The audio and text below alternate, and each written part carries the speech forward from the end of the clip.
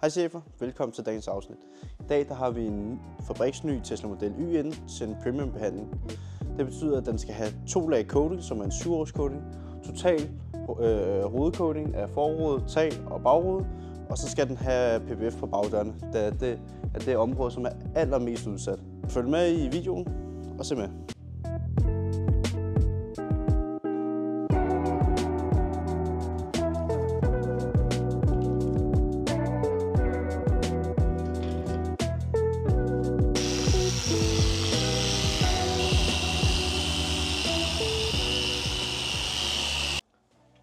Så er der sikkert allerede mange, der tænker, hvorfor skal man have lavet sådan en stor behandling, når bilen er helt ny?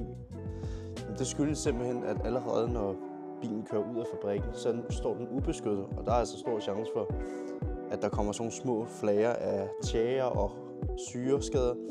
Og hernede, der er det især udsat, så der kommer en masse stenslag allerede, som vi kan se her i plastikken. Så det er en af grunden. Det svarer lidt til, hvis du går ud og køber en ny iPhone, så vil du også gerne have panserglas med det samme, inden skaden er sket. Det er det samme princip på sådan en bil her.